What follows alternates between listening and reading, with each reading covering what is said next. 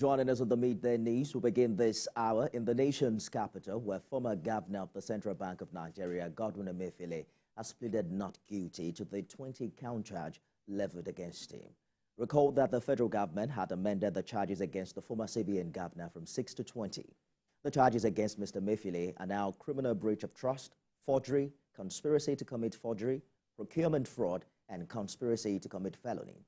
This development comes as the FCT High Court sitting in Maitama had granted the application of Mr. Emefiele to travel out of Abuja. Still in the court, the Supreme Court has affirmed the election of Sheriff Oborowere as the elected governor of Delta State. This comes as the Supreme Court dismissed the appeal filed by the APC and its governorship candidate, Oviomo Agege, challenging the election of Sheriff Oborowere as governor of Delta State. The court also dismissed the appeals filed by the SDP and Labour Party. Delivering the judgment, a 5-member panel led by Justice John Okoro held that the appellants were unable to discharge the burden of proof placed on them by law in dismissing the Labour Party's appeal.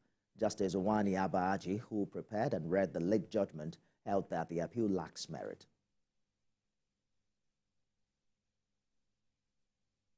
Also, the Supreme Court has affirmed the election of Dapo Abiodun as governor of Ogun State. The court dismissed the appeal filed by the PDP and its candidate, Adebutu Oladipupo, challenging the election of Dapo Abiodun as governor of the state. In another judgment, the Supreme Court upheld the election of Abdullahi Sule as duly elected governor of Nasarawa State. The Apex Court dismissed the appeal of the People's Democratic Party's governorship candidate, David Umbugadu, against the election of Governor Abdullahi Sule of Nasarawa. The panel of justices, in a unanimous decision, dismissed it for lack of merit and no cost was awarded. On 2nd October, the Election Petition Tribunal in Lafia nullified Governor Sule's victory and declared David Umbugadu as winner of the poll.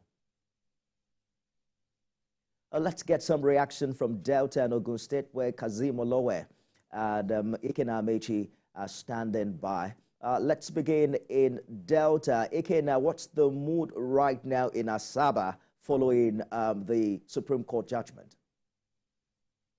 All right, the mood here is that of joyous mood of people celebrating, especially the supporters of the People's Democratic Party. It's a long hurdle of, court cases. It started in May last year when the governor actually won the PDP primaries and it was taken to court.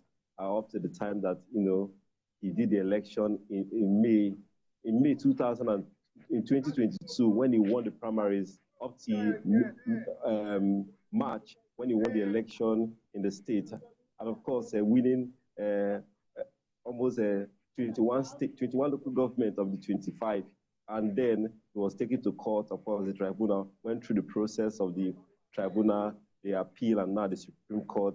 And it has been victory all the way, and the governor definitely will be reacting to that. And I hope that definitely, with the court case over, he will definitely rest. But it has been a joyous mood in Delta State, all across Delta. People are celebrating, taking to the street, especially supporters of the People's Democratic Party, taking to the streets to celebrate the victory of the man who they have come to life because of some of his policies and, of course, his some of his achievements so far these last 7 months that he has been on the saddle as the governor of Delta State. And of course, you know that he started for the first time awarding three flyovers at a go in Warri to ensure that Warri, the oil city, gets a facelift. So it's been a joyous, celebration across the streets, across the place. And of course, we are waiting, everybody's awaiting the governor. He's soon to land at the airport in Asaba here. And it will be another joyous celebration when he touched down, the plane touched down to come and celebrate his victory here in Government House. Nifemi. We're looking forward to that victory speech as soon as it touches down. It can make it live for us in Asaba. Now let's turn to Ogun State, where Kazim Olowe is standing by. Kazim, what's Abeokuta like this morning, and how are the stakeholders there reacting to the Supreme Court judgment? Well, thank you, Nifemi. Abeokuta now is lively, and of course the mood, especially, is is so lively and they are in joyous mood. In fact, there are videos all over the place. People are appreciating God that eventually Governor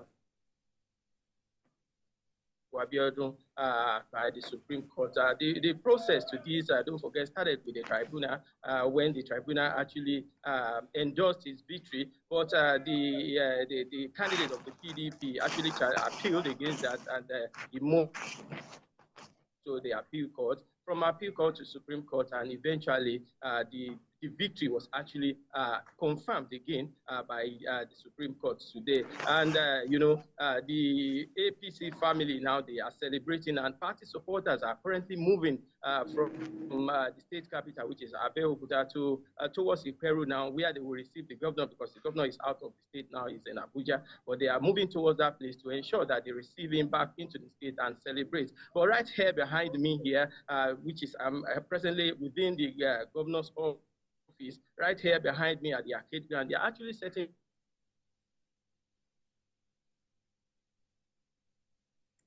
Well, just while you were talking, after that long process, indeed, just while you're talking, we have videos showing of the governor and his aides and well-wishers singing praises to God and also celebrating the announcement from the Supreme Court as regards his governorship election. What are the expectations, particularly moving forward from what appeared to be a very toxic fight between him and the PDP candidate aftermath of that election?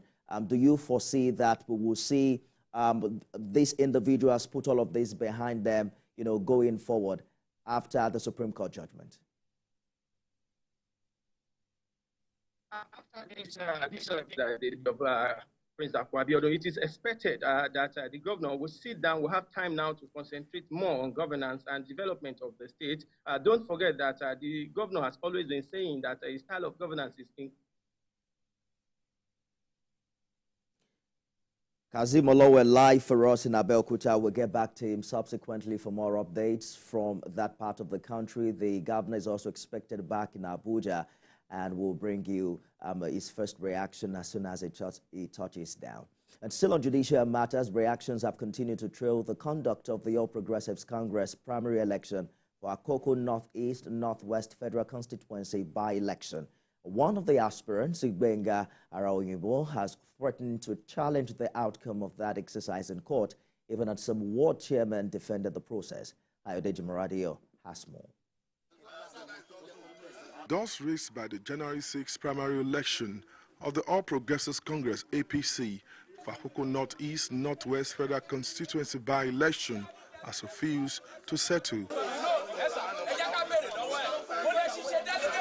At the end of the election, Ifeanyi Dero emerged as the candidate of the APC for the House of Representatives by-election, polling 105 votes. The conduct of the exercise is still generating reactions as some aspirants faulted the process. Some ward chairmen have defended the conduct, saying delegates who participated in the election emerged in a transparent manner. The executive member in my ward do the Congress and we pick 5 delegates successfully. There's no problem. Congress was conducted under serene, peaceful atmosphere in the presence of the security agents. We have the police, we have the INEC officials. State quite aware was that the one that giving us the directive. So I can't just sit down here to purport anything without the directive from the state chairman. But one of the aspirants, Igbenga Araoyinbo, has threatened to challenge the outcome of the primary in court. As an aspirant, we ought to might have seen the delegate list even at least 24 hours to the primary election. That was not done. The process was not even done properly. There was no delegate Congress at all. Definitely, after meeting the chairman of the party at the national level, I mean, that is the final result. That is, so what else will I do? And I realized that someone's name has been submitted to INEC. So what is left for me is to go to to seek legal. With the primary election fixed for February, let us hope that the APC will put its house in order. Ayodeji Morade, TVC News, Akure. Let's turn now to Oyo State, where rescue operations are still ongoing at the site of Tuesday's explosion in Ibadan. This comes as families are still searching for their missing relatives several hours after the incident. Olaido Yuwale has more in this report. It's day 3 after the deadly explosion that affected the Bodija area of Ibadan, and search and rescue operations have not stopped. It's a case of different strokes for different folks, as some victims try to salvage their belongings from the wreckage. For others, they would give anything to see their missing relatives alive. This young woman, after 3 agonizing days of searching for her missing brother, now finds herself overwhelmed with emotion, uncertain about the fate of ever meeting him again. With the intervention of the rescue operation team lead, she was pacified.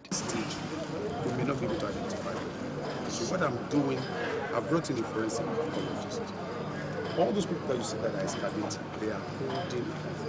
The medical team assures that many of the injured victims are responding to treatment. But I can tell you that as of yesterday, there were 77 patients that were accounted for in the private hospitals and the University College Hospital.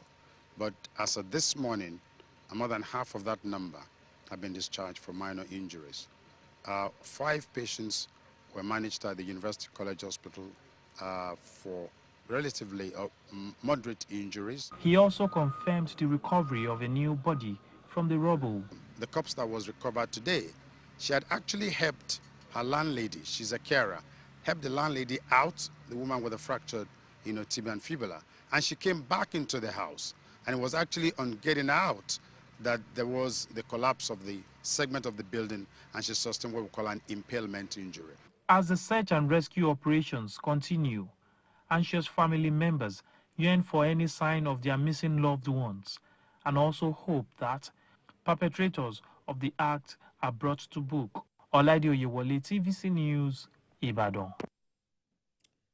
Now, the Director General of the National Emergency Management Agency, Mustafa Habib Ahmed, is asking Nigerians to be vigilant and report shady activity within their environment to forestall disasters of all kinds. The NEMA boss gave this advice in Ibadan when he visited the explosion site in Bodija to assess the level of damage caused by the disaster. Regulatory bodies must all sit up. Where we have people keeping piles of explosive in a residential area is not acceptable. Disaster management is everybody's business. If you see something, you say something. If you see something, you say something. We are not on ground zero. We have lost more than 58, about 58 houses are damaged. We have lost, about 3 lives have been lost. We don't know the number of... Away from Oyo State to Plateau, where the recent efforts by security operatives in the aftermath of the Christmas Eve killings are yielding results and dousing tension. TVC News' Funam Joshua has details in this report. There are ongoing efforts to prevent a reoccurrence of the Christmas Eve militia killings across Mangu, Bokos and Barkeladi council areas of Plateau State. More than 200 people lost their lives in the attack launched simultaneously across 25 villages in 3 council areas. 15,000 locals displaced by the attacks were sheltered and were catered for among several emergency temporary camps in the area. The calm and fragile peace experience is a result of the selfless service of the troops in those affected areas and environs. Governor Caleb Mutfwan applauded the troops' leadership for the measures taken so far and committed his maximum support and cooperation to achieving their mandates across the warring communities. The GOC, since he came on board, I have seen the GOC demonstrate great professionalism. As a government, we want to appreciate all that you are doing, particularly in the wake of the recent attacks on the people of Plateau. I've seen how you have mobilized your men to go into the nooks and crannies of Plateau State in pursuit of these devilish men. As governor, by the grace of God, I will do my best among the committee of governors to advocate for better welfare for our security agencies. Supporting the security operatives in performing their mandate will make the task easy for them and for the good of all. Phonom Joshua, TVC News, Jos. We'll return with more stories from around the country after this break. Stay with us.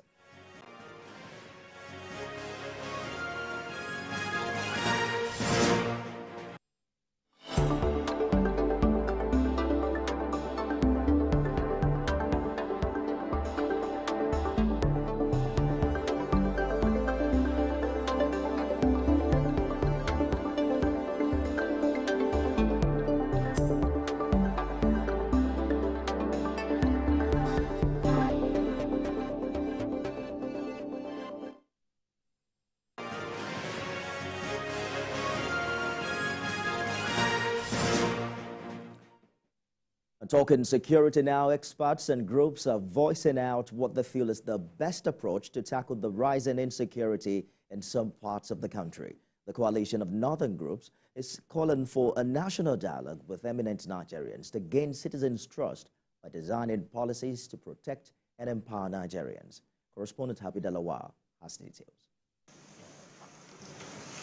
Addressing Nigeria's security threats is a top priority for the President Bola Tinubu administration. It is why the coalition of northern groups is seeking to reinforce the need for security across the country.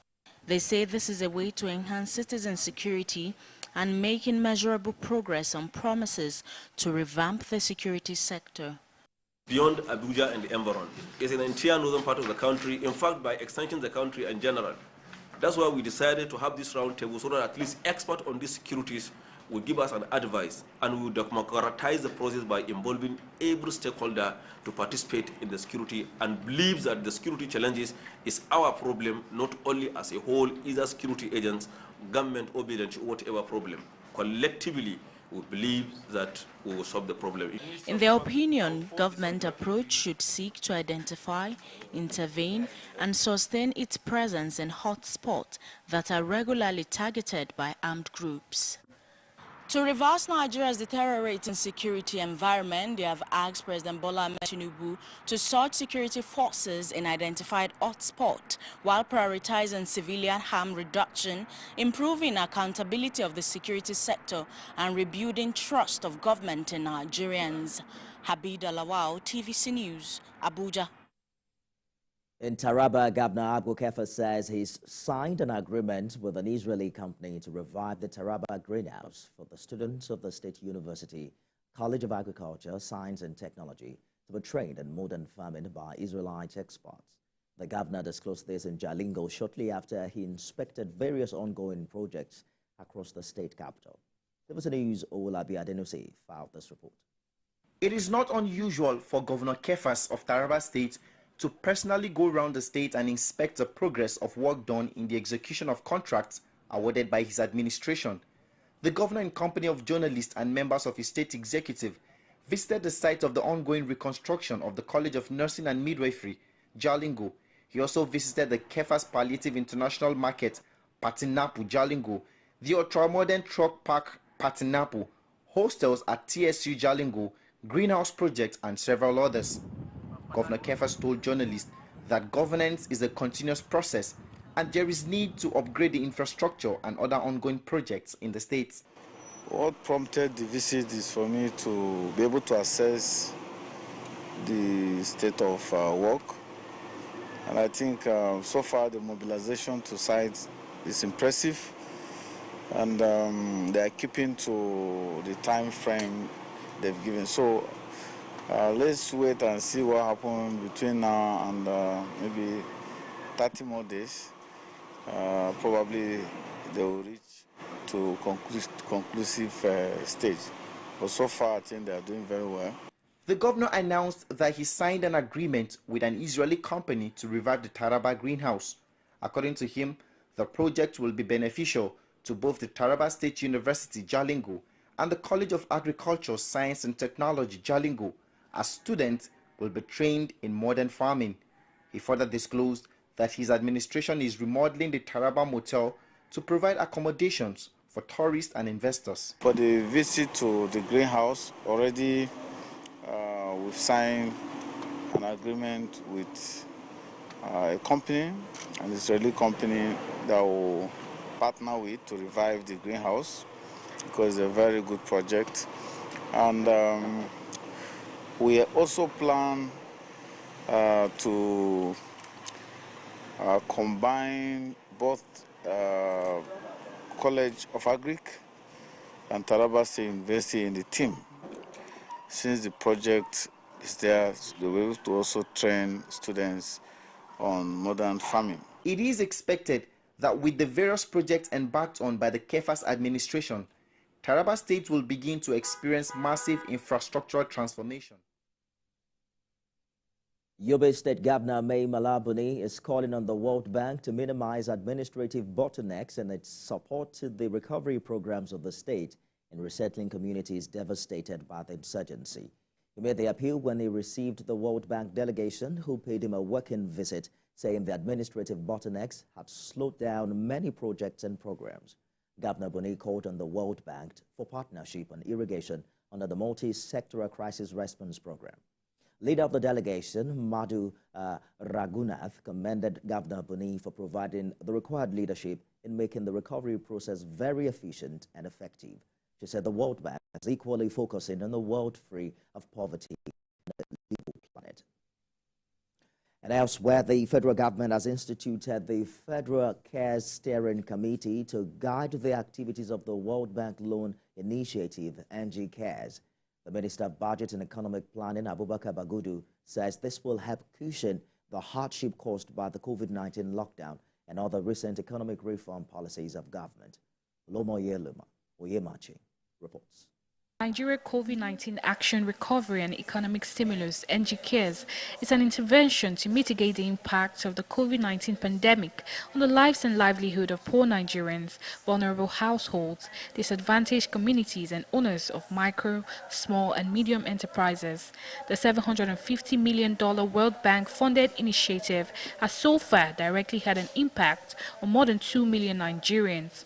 The Policy Direction Unit Federal Care Steering Committee was inaugurated to provide overall policy directions to program, liaising with the National Assembly for adequate allocation of resources, to review project performance annually and provide feedback to the government. There is need to activate the FCSC, that's the Federal Care Steering Committee, whose responsibility is to provide policy guidance to implementation at the federal and at the state level on all issues, including how funds are utilized by the state and states that are not doing well to be propped up to do even better. The World Bank says it will continue to help African nations to improve the well-being of its citizens. The Minister of Budget and National Planning also wants the international financial institution to quickly approve the disbursement of undisbursed loans to execute programs for the poor and vulnerable. One of the major sources of cheap funding for our 2024 budget is the undisbursed loans from the World Bank, because of the about $14 billion portfolio, about $8 billion is undisbursed. We have reached the limit of what we can borrow under this cheap sourcing. So if we disburse quickly, we can free off the envelope so that where we need to borrow and we go to the World Bank, we'll be borrowing cheaper money. The NG Cares program, which will soon be renamed Nigeria Community Action, Recovery and Economic Stimulus, has disbursed more than $200 billion across Nigerian states.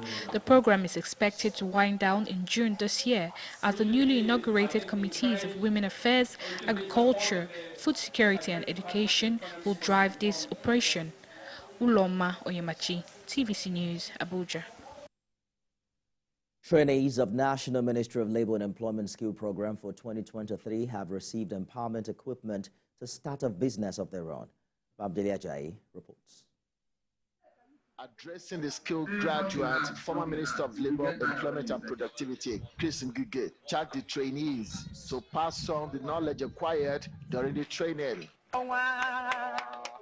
Represented by Deputy Director in the Ministry of Labour and Employment, he believes that the scheme will better the lives of the trainee and the immediate communities. I cannot but thank His Excellency Senator Dr. Chris Nwabweze Ngige, OON, alias Onwa, for this uncommon and laudable project in Nigeria. Sir, you've continued to show incredible interest in apprenticeship development in this state and other states of the Federation.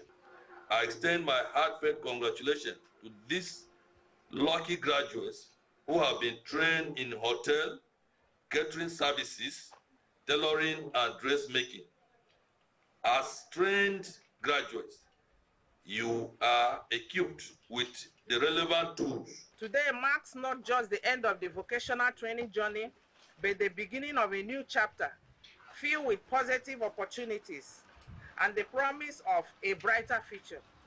The journey you have undertaken, the skills you have acquired, and the perseverance you have demonstrated have brought you to this significant milestone. The beneficiaries expressed delight for the gesture and opportunity to be trained, promising to impact their immediate society positively. Today, I'm very, very happy. I'm grateful for this program. So I promise the Federal Ministry of Labour and Employment that I'm not going to disappoint them. I'm going to do as they aim in this program. I'm going to employ more people in these projects. It will enable me to, at least in my training business, training the children, the students, and also we bake cake, we sew clothes, and all the rest of them. The Federal Ministry of Labour and Employment Skill Development and Certification Department training with a team. That's the news that this hour. For more of the stories we're covering here, you can check out our website at tvcnews.tv and follow us on social media on Facebook, Instagram, and X at TVC News NG. On YouTube, we're live at TVC News Nigeria. That's the news this hour. I'm back at 1 p.m. with a more comprehensive bulletin. Stay with us, everyone.